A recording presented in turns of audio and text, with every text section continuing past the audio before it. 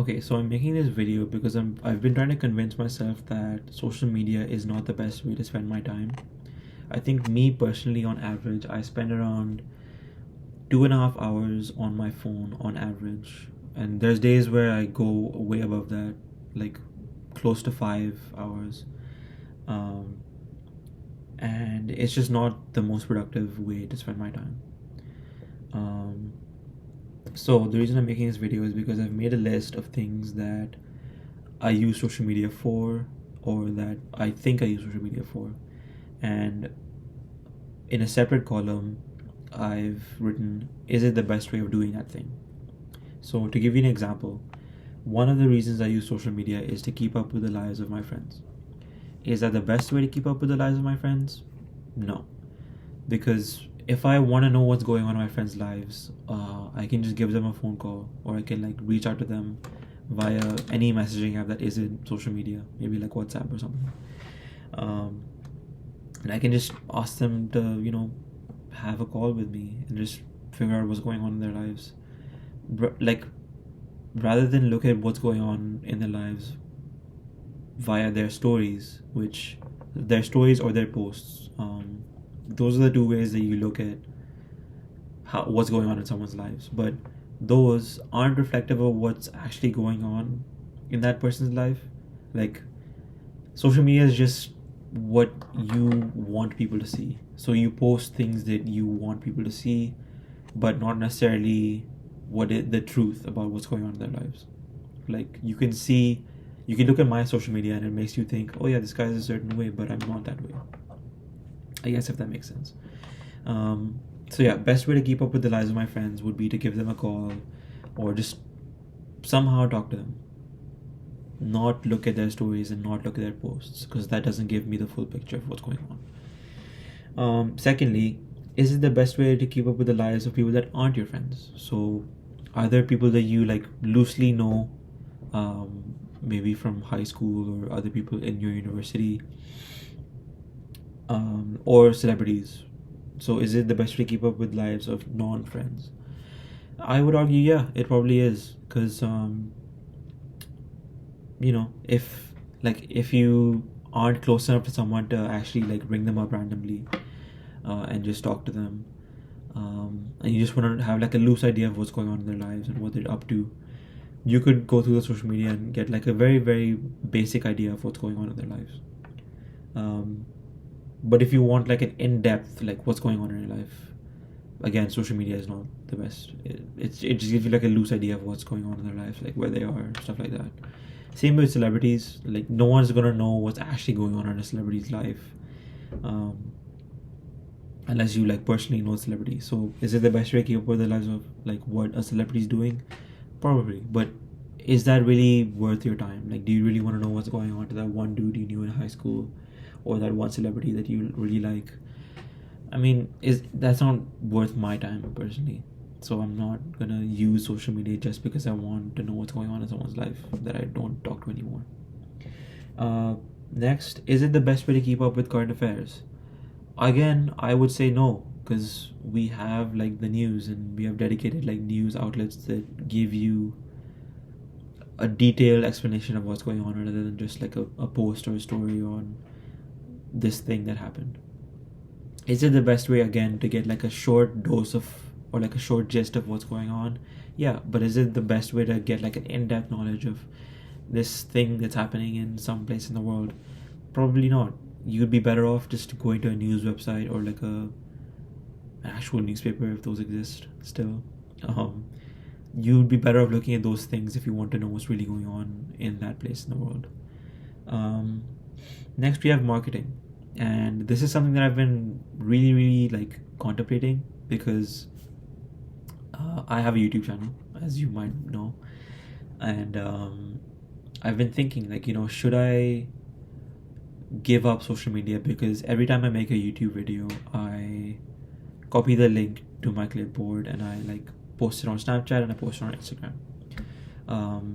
And I looked at my like YouTube analytics, and I think like 43% of my views throughout the lifetime of my channel has come from external sources that aren't on YouTube.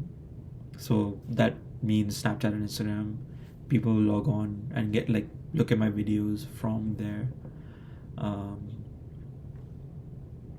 yeah, so I get 43% of my views from those sources.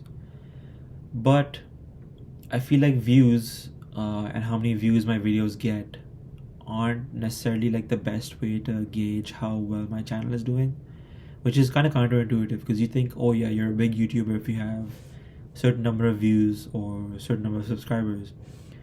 But I feel like judging your content based on how many people look at it or how many people have subscribed to you is not the best way for me to look at it, because I'd rather be focused on what I put in to my videos rather than what people think of it, you know? Because like reaffirming how good your content is based on how people view it rather than how you view it and what my personal thoughts on the video are, like I just don't think that's the best way to go about things. I'd rather look at my videos as like, you know, what do I talk about in the video? Was that the best way to talk about it? Is this the best way to put my message across?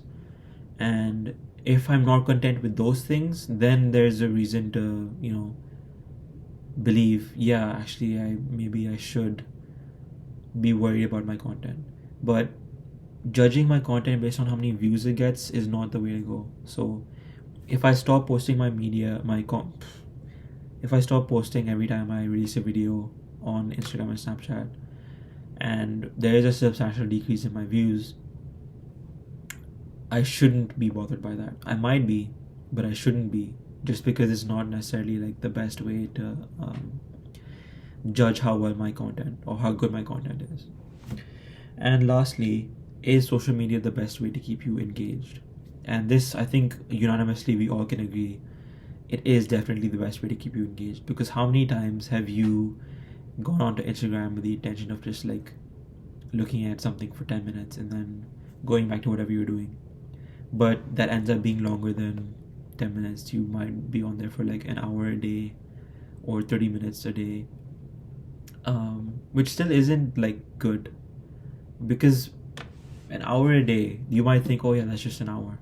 But if you get an extra hour of sleep, or if you get an extra hour of work done, or if that hour you used to go to the gym, like you take 50 minutes to go, 30-minute workout, 50 minutes to come back, that's an hour that you take to go to the gym and back. And what I'm trying to say is that hour could be used to do something a lot more productive, or not even productive. You could just use that hour to just like relax, and just not think about things. You could, I don't know, read or do whatever that makes you feel comfortable, that isn't necessarily like indulging in like content, if that makes sense. So yeah, social media is definitely the best way to keep you engaged. There's a lot of things that reap or like that have good benefits for you that don't keep you as engaged. For example, reading, or like I said, going to the gym, or schoolwork, like any kind of work that you might have, or like a project or something. Those things aren't as rewarding or as engaging as just scrolling through your phone. So yeah, in conclusion, social media is the best way to keep you engaged, and it's the best way to market yourself. But is it necessarily the best way to keep up with your friends, or is it the best way to keep up with current affairs? No, it's not. There's other ways you can do those things.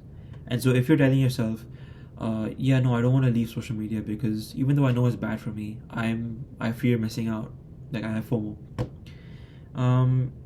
I think do an experiment. Don't tell anyone that you're going off social media, and spend like any amount of time, like a day or 2 days or like a week. Just don't tell anyone you're leaving social media, and just like spend that time away from it. And if you come back and like a lot of people are like, oh my gosh, where did you go? I haven't seen you in like ages, which probably won't happen. Let's be real. Like even for me, even for you, that won't happen. If that does happen, sure, keep it. But if it doesn't, and if your lack of presence on social media just doesn't mean anything, and in fact it might have benefits for you, I think you know what you need to do. But yeah, I think that being said, I'm probably gonna be deleting my Snapchat and Instagram.